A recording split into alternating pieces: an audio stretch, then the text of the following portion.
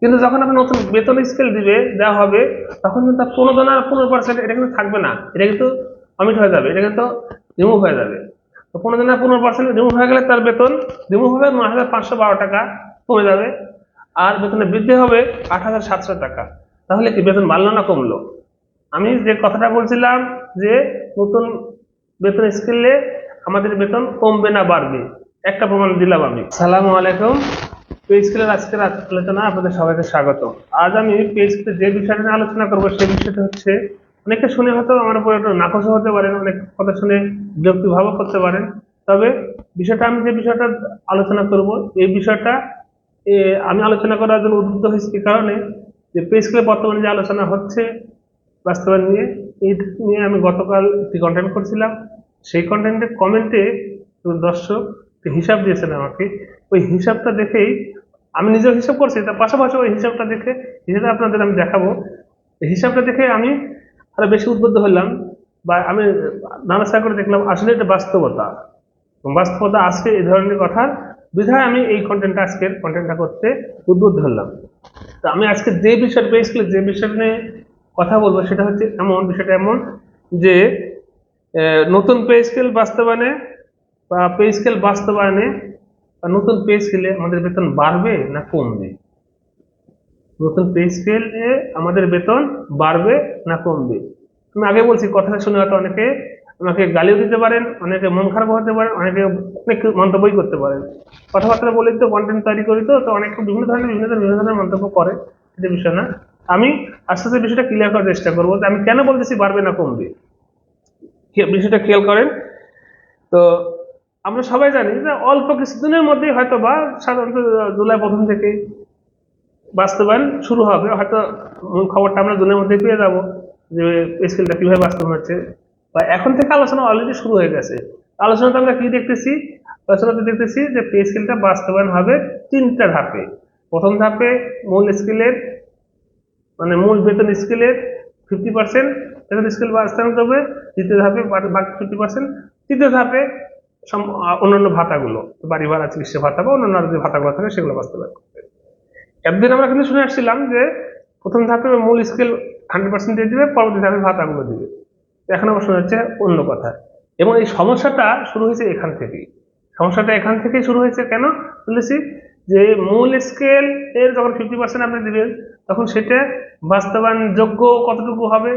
কারণ কেন বাস্তবায়নের কথা বলতেছি, আর এইভাবে মূল স্কেল 50% যদি আপনি দেন, তাহলে কিন্তু আপনার অনেকের বেতনই, অনেক কর্মকর্তা কর্মচারীর বেতনই কারো হয়তো অল্প 50-100 টাকা বাড়বে, কারো হয়তো আবার কমেও যেতে পারে। কেন কমে যেতে পারে সেটা আমি হিসাবের মাধ্যমে আপনাদের দেখা দেব। তো তার আগে আপনারা, আমরা যারা চাকরি করি তাদের তো বেতন বৃদ্ধির একটি চার্ট আছে। ওই চার্টে তো আপনার বর্তমানে আপনার বেতন স্কেল কোথায়, সেটা ওই চার্ট দেখে তো আপনি বুঝতে পারবেন আপনার মূল বেসিক কোথায় গিয়ে দাঁড়াচ্ছে। যারা দেখেনি তারা দেখে নেন, আমি চার্টটা দেখাচ্ছি। তো এবং হ্যাঁ, আমি আরেকটা কথা বলে দিই, একটা ক্লারিফাই করে দিই, সকলের ক্ষেত্রে এটা প্রযোজ্য নাও হতে পারে। হ্যাঁ, কারো কারো ক্ষেত্রে বাড়বে, তবে সকলের নাও বাড়তে পারে, অনেকে কমও করতে পারে। আমি আবার বলতেছি, একই স্কেলের চাকরি করা, যদি একই সময় স্কেলে চাকরি করা একজন সিনিয়র চাকরির বেতন কমে যাবে, কিন্তু সেই একই স্কেলে চাকরি করা একজন জুনিয়র কর্মচারীর বেতন তার বাড়বে। প্রশ্ন হচ্ছে, কারো বেতনই তো কমাটা আশাবাঞ্জক না, বা এটা কাঙ্ক্ষিত না। বেতন বৃদ্ধি মানে কি? সকলের বেতনই বৃদ্ধি পেতে হবে। সকলের বেতনে যদি বৃদ্ধি না পায়, তাহলে তো বেতন বৃদ্ধি হলো না। হ্যাঁ, এখানে আরেকটা বিষয় যেটা, পূর্ণাঙ্গ যদি বাস্তবায়ন করা হয়, 100% যদি বাস্তবায়ন করা হয় মূল স্কেলে, তাহলে তো সকলের বেতনই বাড়বে। তো সেটা তো সময় সাপেক্ষ, সে দ্বিতীয় বছর যে। তো আমরা ধাপে ধাপে দেখি যে আসলে কোথায় কিভাবে বেতনটা আমাদের কমতেছে কিনা বাড়তেছে। তো তার আগে ওই যে আমি একটু আগে বললাম না যে দর্শক আমার কাছে একটা হিসাব পাঠাইছে গতকালে একটি কন্টেন্টে, গতকালে একটা কন্টেন্ট করেছিলাম যে নতুন বেতন স্কুল শুভম করে ফাঁকি নামে একটা কন্টেন্ট করেছিলাম। তো সেখানে কমেন্টে পাঠিয়েছি, আমি স্ক্রিনশটটা দেখাচ্ছি, দেখেন। তো সেখানে যেটা দেখানোর চেষ্টা করেছেন, ভদ্রলোক 29,000 টাকা বেতনে তার মূল বেসিক শুরু হয়েছিল, অর্থাৎ তার বেতন স্কুল হচ্ছে 7 নম্বর গ্রেডে। 7 নম্বর গ্রেডে তিনি সর্বশেষ ধাপে পৌঁছে গেছেন, যেটা 63,410 টাকা। তার বর্তমান বেসিক দাঁড়াইছে। তো সেই অনুসারে তিনি তার বেতন ধারা 63,410 বললাম, এবং তার 15% প্রণোদনা পায়। এখন 15% প্রণোদনা কিন্তু সবাই পায় না, এটা 10 নম্বর গ্রেড থেকে তাদের চাকরি শুরু হয়, তারা কিন্তু 15% মানে সাবস্টেন্টিভ গ্রেডের একটা হিসাব নিকাশ আছে। তো যারা যাদের চাকরিটা 10 নম্বর গ্রেড থেকে শুরু হয়েছিল প্রথমে, তারা অন্য স্কুলের 8 নম্বর 7 নম্বর 6 নম্বর যে স্কুলে যায় তারা কিন্তু প্রণোদনা 15% হবে। 15% প্রণোদনা হিসাবে সেই ভদ্রলোক যে হিসাবটা দিয়েছেন তিনি প্রণোদনা পান হচ্ছে 9,512 টাকা প্রণোদনা পান, 63,410 টাকা 7 নম্বর গ্রেডে সর্বশেষ ধাপের বেসিকে। এখন ধরে নিই আমরা, সরকার যেটা বলতেছে যে প্রথম বছরে মূল বেতন স্কেল এর 60%, সরি 50% বাস্তবায়ন করবে, আর বৃদ্ধিটা হবে কেমন 60 থেকে 70%, এটাই মিডিয়াতে আসছে এবং আশা করা যায় এরকম হয়তো বৃদ্ধি হবে। বৃদ্ধিটা 60 থেকে 70%-এর বেশি হবে না। তো ধরে নিচ্ছি আমরা 70% নিচে থেকে কর্মচারীদের হবে আর 60% উপর দিকে কর্মচারীদের হবে। তাহলে এই ভদ্রলোকের যে স্কেল 7 নম্বর গ্রেড, সেখানে 60% বৃদ্ধি হবে। 60% বৃদ্ধি হলে তার বেতনের বৃদ্ধি হবে 17,200 টাকা মতো, সরি 17,400 টাকা মতো বৃদ্ধি হয়, 17,400 টাকা বৃদ্ধি হয়। এখন বাস্তবায়ন হবে অর্ধেক, মানে 50% বাস্তবায়ন হবে। তাহলে 50% যদি বাস্তবায়ন হয় তাহলে তার বেতন বাড়তেছে 8,700 টাকা। কিন্তু যখন আপনি নতুন বেতন স্কেল দেওয়া হবে, তখন কিন্তু তার প্রণোদনা 15% এটা কিন্তু থাকবে না, এটা কিন্তু অমিট হয়ে যাবে, এটা কিন্তু রিমুভ হয়ে যাবে। তো প্রণোদনা 15% রিমুভ হয়ে গেলে তার বেতন রিমুভ হবে 9,512 টাকা কমে যাবে, আর বেতনে বৃদ্ধি হবে 8,700 টাকা। তাহলে কি বেতন বাড়লো না কমলো? আমি যে কথাটা বলছিলাম যে নতুন বেতন স্কেলে আমাদের বেতন কমবে না বাড়বে, একটা প্রমাণ দিলাম আমি, এবং এই যে হিসাবটা আমার করা না, হিসাবটা আমি বললাম আমার কন্টেন্ট দিয়ে কমেন্ট করছিলেন যে আমি যে স্ক্রিনশটটা দিয়েছি সে কমেন্টেরই মানে বিবরণ। পাশাপাশি আমি তো যুক্তি সহকারে বোঝানোর চেষ্টা করলাম। পাশাপাশি যদি আমরা আরো দেখি, আরো অন্যান্য হিসাবে 8 নম্বর স্কেলটা যদি দেখি, 8 নম্বর বেতন স্কেল শুরুটা 23,000, এবং ওই ভদ্রলোক যে স্টেজে আছে সেই স্টেজে গেলে সেই বেতনের স্টেজে যারা উনি যেহেতু গেছে ওই স্টেজ পর্যন্ত আরো অন্যরা তো যেতে পারে, আমি ওটাই ধরলাম। 8 নম্বর গ্রেডের আরো নিচে যাওয়ার সুযোগ আছে, সেটা ধরলাম না, উনি যে গ্রেডে গেছে সেই গ্রেডই ধরলাম। সেই গ্রেডে যদি যায়, সেই সময় যদি যায়, তাহলে তার বেতন স্কেল দেয় 50,300 টাকা। তো সেই আর 15% প্রণোদনা হিসাবে তিনি প্রণোদনা পাবেন হচ্ছে 7,545 টাকা, এবং তিনি এই বর্তমান বেতন স্কেল তার বেতন বৃদ্ধি হবে 50% যদি বেতন স্কেল বৃদ্ধি পায় তাহলে তার বেতন বৃদ্ধি হবে 6,900 টাকা। তাহলে প্রণোদনা পান 7,545 টাকা আর তার বেতন বৃদ্ধি হচ্ছে 6,900 টাকা। তাহলে 8 নম্বর স্কেলে আমরা যেটা দেখলাম সেটাতেও বেতন কমে যাচ্ছে। 9 নম্বরটা দেখি, খেয়াল করেন। 9 নম্বর স্কেলতে আমাদের স্টার্টিং হচ্ছে 22,000 টাকা দিয়ে, এবং আগের বেতন 7 এবং 8 যেখান শেষ পর্যন্ত গেছে সেটাই ধরে নিলাম আমরা, উনিও সেই স্কেলে আছেন। তাহলে ওনার বেতন ওই অবস্থা দিয়ে ওনার মূল বেতন দাঁড়াবে 48,120 টাকা। 48,120 টাকাতে তিনি প্রণোদনা পাবেন 7,218 টাকা, এবং বর্তমান যে বেতন বৃদ্ধির যে কথা শোনা যাচ্ছে সেখানে তার বেতনের বৃদ্ধি হবে 6,600 টাকা। তাহলে এখানেও 9 নম্বর যে বেতন স্কেল, 9 নম্বর যে গ্রেড, এখানেও দেখা যাচ্ছে যে বেতন কমে যাচ্ছে। এইভাবে যদি আমরা দেখি অধিকাংশ গুলোরই বেতন কমে যাবে। এখন আমরা একবারে সর্বনিম্ন ধাপটা দেখি, 20 নম্বর গ্রেড। সর্বনিম্ন ধাপ হচ্ছে 20 নম্বর গ্রেড। সেখানে বেতন গ্রেডটা শুরু হচ্ছে কত? শুরুটা হচ্ছে 8,250, এবং ধরে নিলাম ইনিও সর্বশেষ ধাপ, মানে আগের জন যে ধাপ পর্যন্ত গিয়েছিল সেই ধাপ পর্যন্ত যাবেন।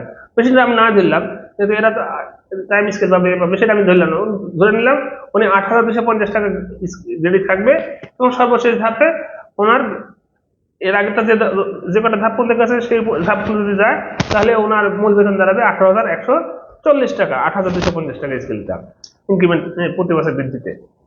এখন উনি তো 15% প্রণোদনা পাবেন, তাহলে 15% প্রণোদনা তার বেতনের বৃদ্ধি আসে 2,721 টাকা প্রণোদনা পাচ্ছেন উনি এই বর্তমান অবস্থায় প্রতি মাসে।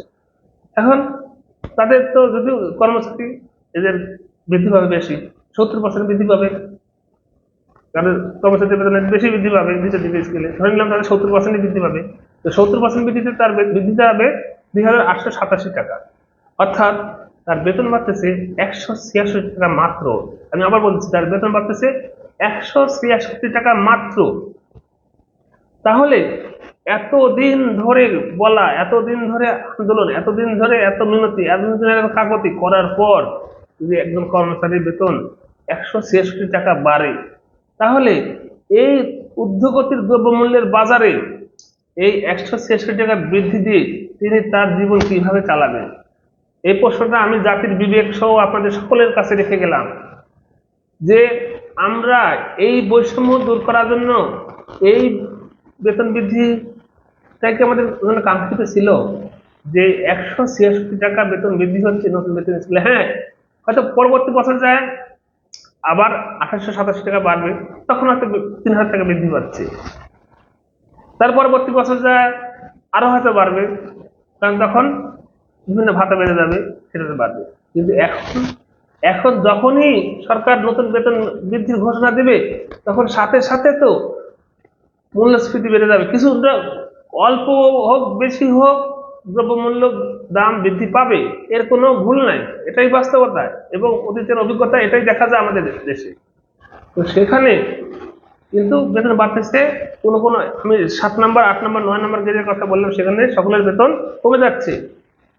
কারো 800 750 টাকা কমতেছে, কারো 600 700 টাকা কমতেছে, কারো 500 টাকা কমতেছে। তাহলে যেখানে বেতন কমে যাচ্ছে, সরকার ঘোষণা দিচ্ছে বেতন বৃদ্ধি পাচ্ছে, আপনাদের দ্রব্যমূল্য আমাদেরকে বেশি দামে কিনতে হবে, কারো বেতন বাড়তেছে, নিম্ন স্তরে বেতন বাড়তেছে 100 150 টাকা। তাহলে এ ধরনের এই বেতন বৃদ্ধি দিয়ে আদতে আমাদের কি লাভটা হচ্ছে, আদতে কি লাভটা হবে?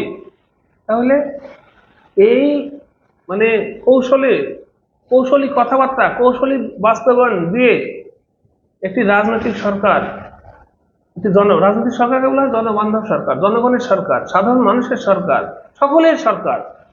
কিন্তু তাদের মধ্যে যদি এই ধরনের ফাঁকিবাজি কৌশলের বাস্তবায়ন তারা করতে চায়, তাহলে সেই সরকারকে কি আর জনবান্ধব, জনকল্যাণ, সকল সাধারণ মানুষের সরকার বলা যাবে না তো। এবং এই ধীরে ধীরে এই যে পুঞ্জীবিত ক্ষোভগুলা, এটা কিন্তু বড় আকারের বৃদ্ধ আকারে দেখা দেবে। কারণ এতদিন সরকার বলে আসলো, বা সরকার বিভিন্ন মাধ্যম থেকে শোনা গেছে যে 2 ধাপে বাড়বে, বা যে ধাপে বাড়ুক, প্রথমে মূল স্কেলটা দেওয়া হবে। মূল স্কেলটা যদি দেওয়া হতো প্রথমে, তাহলে তো কারো বেতনটা কমতো না, সকলের বেতনে কিছুটা হলেও বাড়তো। হ্যাঁ, 60% 70% যেটা দেন সেটা বিষয় না, আমি সেটাকে কোনো অজুহাত বলতেছি না, সেটাকে আমি কোনো দোষের কথা বলতেছি না। রাষ্ট্র বা সরকার ব্যবস্থা দেখবে আমার তাদের সামর্থ্য অনুযায়ী। আমি 50 টাকা চাইতে পারি আমার বাবার কাছে, কিন্তু আমার বাবার তো সামর্থ্য থাকা লাগবে। একটা দেশের সরকার ব্যবস্থা, রাষ্ট্রপ্রধান তো তার দেশের নাগরিকের জন্য পিতা বা গার্ডিয়ান স্বরূপ। তো সাধারণ জনগণ চাইবে অনেক কিছু। সরকার বিগত কমিশন 100 থেকে 120% বা 140% বৃদ্ধি সুপারিশ করছিল। সেখানে রাষ্ট্রের সক্ষমতা একটা বিষয় আছে, আমরা জানি সেই সক্ষমতা অনুসারে রাষ্ট্রের সক্ষমতা অনুসারে রাষ্ট্র যতটুকু পারবে ততটুকু বৃদ্ধি করবে। এখানে অনেক কথা আসতে পারে, 11 বছর থেকে বৃদ্ধি পায়নি, তাহলে এত কম। 11 বছর থেকে পায়নি, তখন তো আমরা কেউ সামনে আসিনি, তখন তো আমরা কেউ বিদ্রোহী হওয়ার চেষ্টা করিনি, এখানে আমাদেরও দায়বদ্ধতা কিছুটা আছে। তো সেই জায়গায় এখন যেটা বৃদ্ধি পাচ্ছে 60% বা 70%, সেটা নিয়ে আমার কোনো আলোচনা নাই, সেটা নিয়ে আমার কোনো কথাও নাই। 60% 70% যেটা বৃদ্ধি পাক, 80% পাক, না আরো 5% কম পাক, না আরো 5% বেশি পাক, সেটা নিয়ে আমার মনে হয় না কোনো জাতীয় স্কুলে আওতাভুক্ত কোনো কর্মকর্তা কর্মচারী বেশি কথা বলবে। কারণ আমি বললাম, দেশের অর্থনৈতিক অবস্থার বিবেচনায় এটা বৃদ্ধি করবে। সরকার যারা পরিচালনা করছে, তারা তো কেউ তাদের পকেট থেকে, নিজস্ব ব্যক্তিগত ফান্ড থেকে আমাদের বেতন দেবে না, দেশের অর্থনীতি বা রাজস্ব আদায় থেকে আহরণ করে তারপরে এই পরিচালন ব্যয়গুলো বহন করা হয়। তো সেখানে রাষ্ট্রের সামর্থ্য একটা বিষয় আছে। তার মানে এই না যে এমন কোনো সামর্থ্য, মানে এখন তো দেখা যাচ্ছে সামর্থ্য তো উল্টা আরো আমাদের পকেট থেকে টাকা চলে যাচ্ছে। যদি কমে যায়, আমার পকেট থেকে টাকা চলে যাবে না। তাহলে এই বৃদ্ধি দিয়ে আমাদের কি লাভ হবে?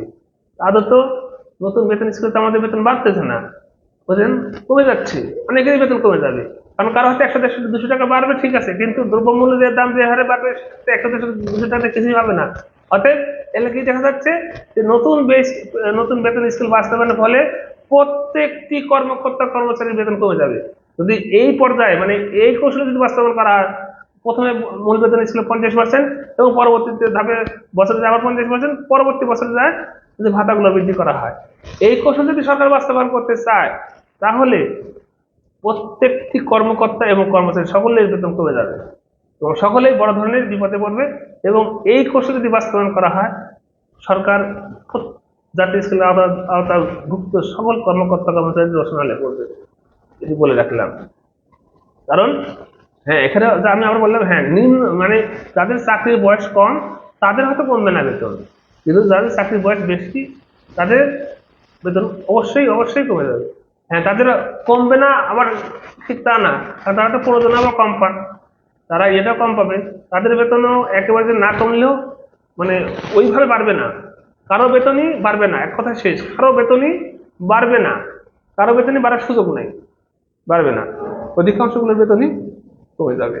কারণ কারো বেতন সরাসরি কমে যাবে, কারো বেতন পরোক্ষভাবে কমবে, সকলের বেতনই কমবে। অতএব এই কৌশলে যদি, আমি আবার বলতেছি, এই কৌশলে যদি সরকার নতুন বেতন স্কেল বাস্তবায়ন করার চেষ্টা করে তাহলে অবশ্যই প্রত্যেকটি কর্মকর্তা কর্মচারী জাতীয় স্কেলে আওতাভুক্ত সাফা করবে এবং এই বেতন বৃদ্ধি তাদের কোনো কাজে লাগবে না। আমি যে হিসাবগুলো দেখালাম, এই হিসাবগুলো আপনিও আপনার মতো করে করতে পারেন, করে আমার কথা যদি সত্যতা মিলে তাহলে আমাকে কমেন্টে জানান, আর আমার কথা যদি ভুল প্রমাণিত করতে পারে সেটা কমেন্টে জানান এবং আমাকে ইচ্ছা মতো গালি দেন, আমার কোনো আপত্তি নেই। কিন্তু আমার মনে হয় না আমার কথা ভুল প্রমাণ করতে পারবেন যে আমি যে কথাগুলো বললাম। তো আজকে যে বিষয়টা নিয়ে আলোচনা করলাম, একটু অঙ্কের হিসাব একটু মিলিয়ে বিষয়গুলো বোঝার চেষ্টা করেন এবং যে যার জায়গা থেকে এই বিষয়ে সোশ্যাল মিডিয়াতে কথা বলা শুরু করেন। সোশ্যাল মিডিয়া আপনার হাতে, প্রতিবাদ আপনার করার মতো সকল অস্ত্র আপনার হাতে আছে। সকলে মাঠে না নামতে বললে, রাস্তা না নামতে বললে, মোবাইলে, ফেসবুক, বিভিন্ন সোশ্যাল মিডিয়া আমরা ব্যবহার করি, এখানে প্রতিবাদ গড়ে তোলেন, আপনার অবস্থান জানার চেষ্টা করেন। এটা কারো না কারো চোখে অবশ্যই পড়বে এবং যেহেতু রাজনৈতিক সরকার তাদের চোখে বললে অবশ্যই এটা নিয়ে তারা এটা মাথায় নেবে এবং একটি জনবান্ধব বা যাদের জন্য পে স্কেলটা ঘোষণা করা হবে, নতুন পে স্কেল বাস্তবায়ন করা হবে, তাদের জন্য বান্ধবমূলক, তাদের জন্য একটি প্রয়োজনমূলক বেতন কাঠামো তখন বাস্তবায়নের কৌশল সরকার নির্ধারণ করতে বাধ্য হবে, করবে। কেন করবে না? অবশ্যই করবে। যে এটা দিয়ে যাদের জন্য করতেছে তাদের জন্য উপকার বেশি হয়, তাহলে অবশ্যই সেখান থেকে সরকার সরে আসার চেষ্টা করবে। তো আজকে আমি যে আলোচনাগুলো করলাম সবার জন্য করলাম, যাদের ভালো লাগলো তাদের জন্য করলাম, যাদের ভালো লাগেনি তারা এই হিসাবগুলো করে যদি আমি বলছি তো যদি ভুল হয় আমার হিসাব, তাহলে আমাকে ইচ্ছা মতো গালি দিয়ে, আর যদি সঠিক হয় তাহলে আপনি আপনার জায়গা থেকে প্রতিবাদ করার চেষ্টা করেন। তো আজকে আর কথা বলবো না, আমার কথাগুলো এখানে শেষ করলাম। এতক্ষণ যেন আমার কথাগুলো শুনলেন তাদেরকে ধন্যবাদ জানিয়ে আজকে শেষ করতেছি। Thanks for watching, until then, আল্লাহ হাফেজ।